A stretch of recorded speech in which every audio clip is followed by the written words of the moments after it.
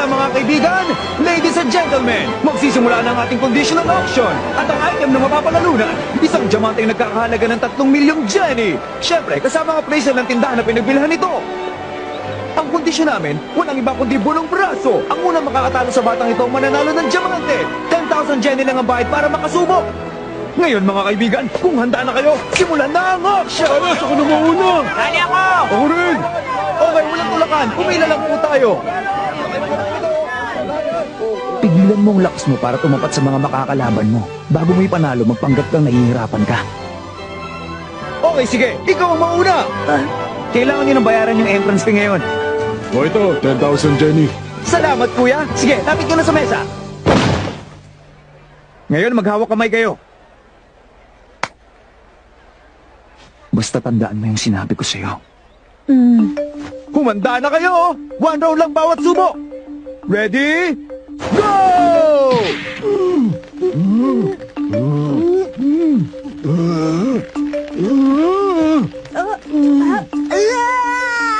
Naku! Mananalo na ba si kuya? Konti na lang! Sige kuya, galingan mo ba?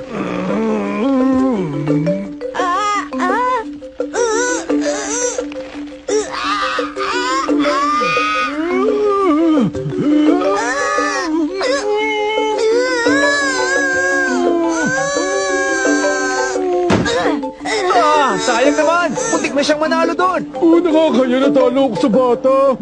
Okay, sinong sunod sa inyo? Ready? Get set and go! Nagigets ko na. Ganito palang conditional auction.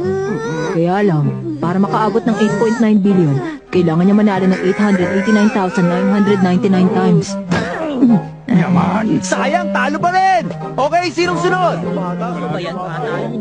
Sorry, talo din. 150 na ang natalo niya! Siguradong nauubusan na siya ng lakas. Mukhang pagod na siya eh. Pawis na ka oh. Huwag ka muna magpatalo hanggang hindi tayo nag-aharap. Nakukonsensya ako sa ginagawa ko. Ang daling kumita ng malaking pera ng ganito. Sa sobrang dali, pinagpapawisan tuloy ako. Okay, sino naman ang sunod na susubok? Oh! Aba, okay to ah. Ang una nating babaeng challenger. Galingan mo, Neneng. Good luck. Huwag mo siya masyadong pahirapan, Super Kid. Miss, ilang taong ka na? Saan ka nakatira?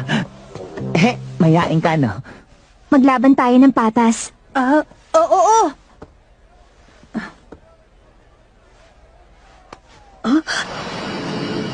Ready, get set, go!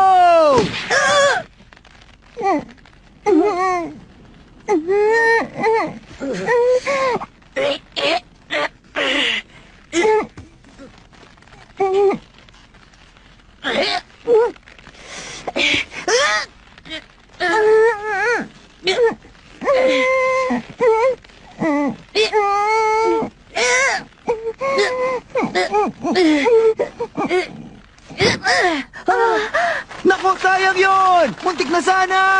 Ang galing mo, Neneng. Maraming salamat sa patas na laban. Hindi. Walang anuman yun. Sayang. Sa round na yun, seryoso ka, no? Oo. Sino kaya yung babaeng yun? Malakas siya. Baka ang champion sa bunong braso, Women's Junior Division.